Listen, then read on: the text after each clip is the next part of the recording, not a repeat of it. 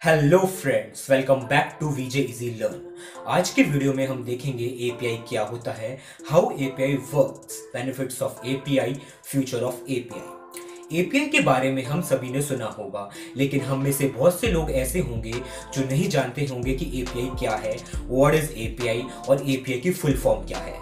इसको हम application programming interface भी कह सकते हैं।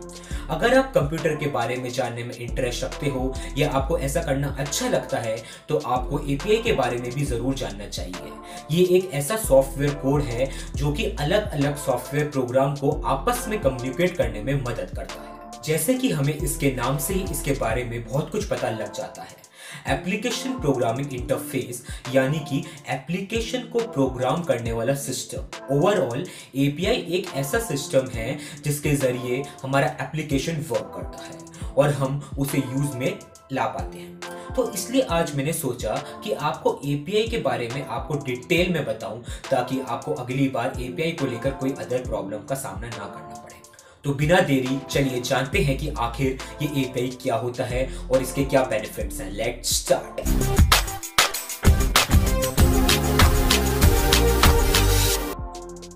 एपीआई का फुल फॉर्म है एप्लीकेशन प्रोग्रामिंग इंटरफेस। एपीआई की बात करें तो एपीआई एक बीच का सिस्टम है, यानी कि हम हमारे फोन में या कंप्यूटर में कोई एप्लीकेशन चलाते हैं तो जब एप्लीकेशन इंटरनेट से जुड़ता है या उसके कनेक्शन में आता है तो वह एक सर्वर पर डेटा भेजता है। सर्वर उस डेटा को रिसीव करता है, उस पर वर्क करता है, जो काम आप चाहते हैं वो करता है और फिर उस डेटा को आपके फोन पर या आपके कंप्यूटर पर वापस भेजता है। ये सभी काम एक एपीआई के मीडियम से होता है, यानी एपीआई के बिना किसी भी एप्लीकेशन का वर्क मुश्किल है। चलिए इसे एक इजी एग्जांपल के थ्रू समझते हैं।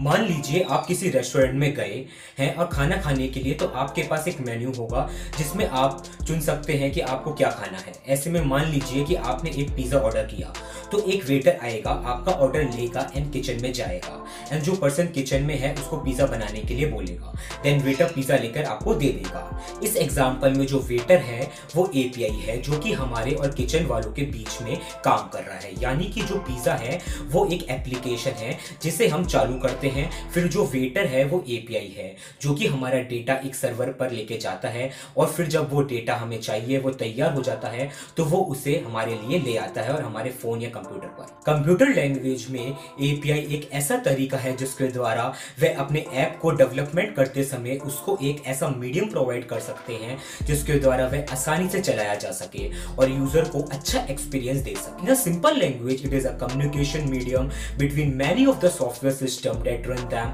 A good API facilitates the application communication medium with its speed. That is, it work more quickly. For example, you can see that some application have good speed and some do not. चलिए API को एक और example के through समझते हैं। आप अपने phone में पेटीएम तो यूज करते ही होंगे।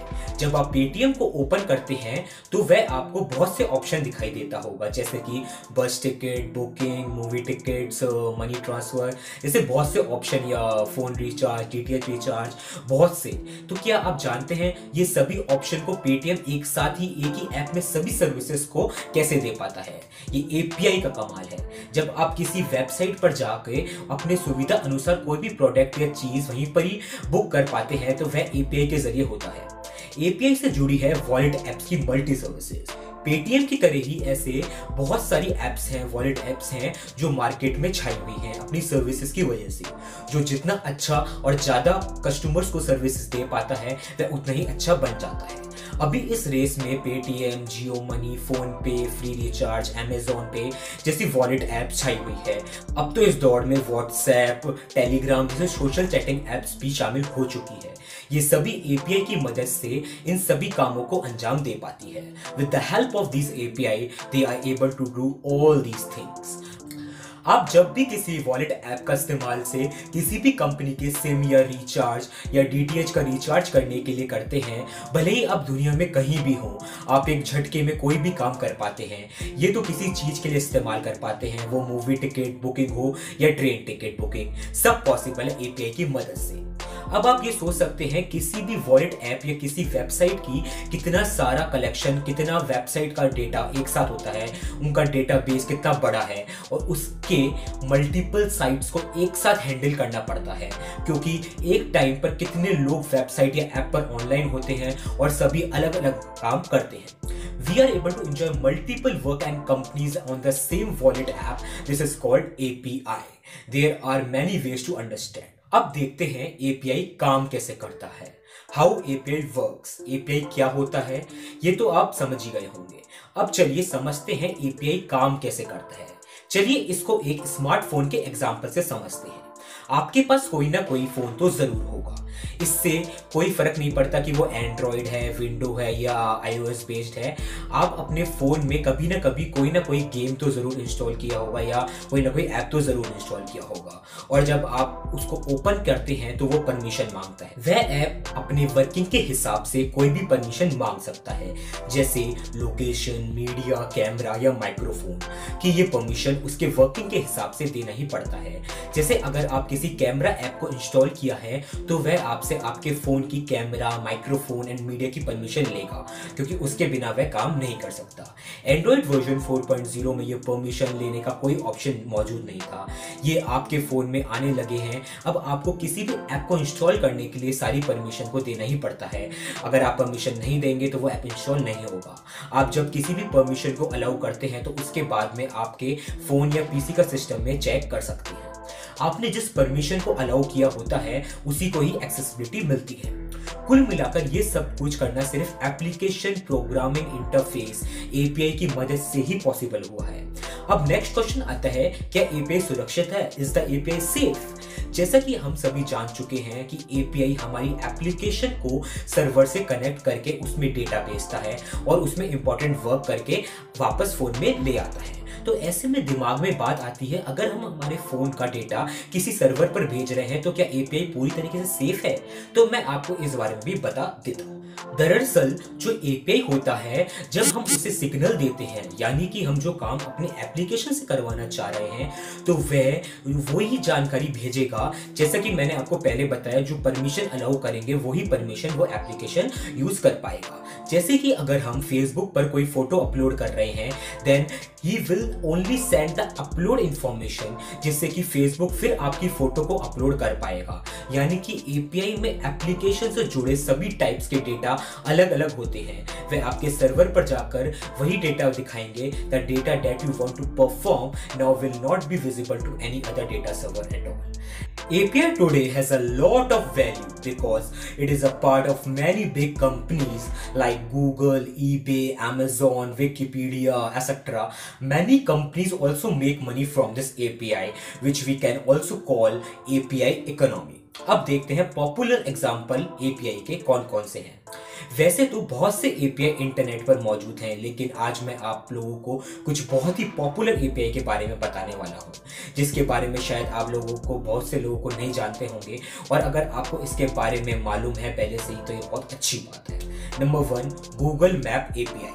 गूगल मैप API मोबाइल और डेस्कटॉप ब्राउजर के लिए बनाई जाती है, जिसके यूज करके प्रोग्रामर्स गूगल मैप्स को वेब पेज में एम्बेड करते हैं। Number 2 is YouTube API।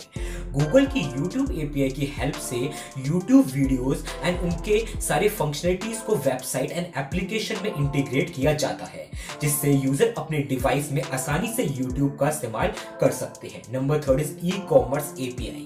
जैसे कि हम जानते हैं अभी के टाइम में कई ई-कॉमर्स वेबसाइट प्रेजेंट है, और ऐसे में अलग अलग ई-कॉमर्स एप्लीकेशन के लिए API आती है, जैसे कि product advertising API and product information API।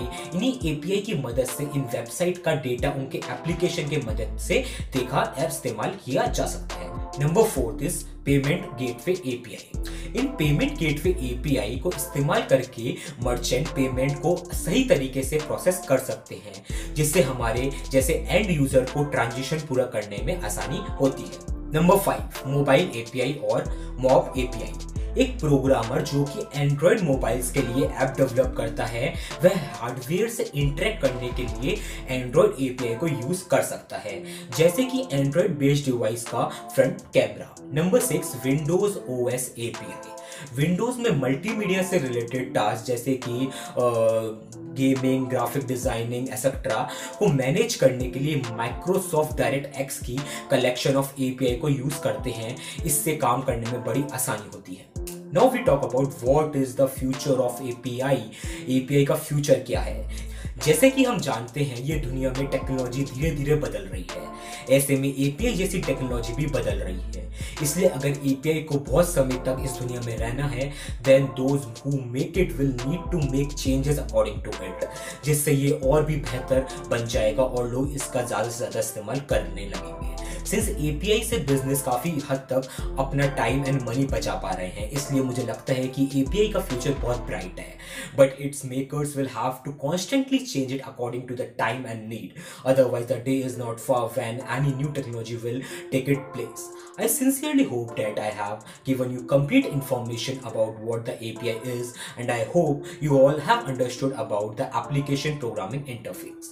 If you like this video, please like, share, subscribe my YouTube channel VJ's Learn, and follow me on Instagram. Thanks for watching.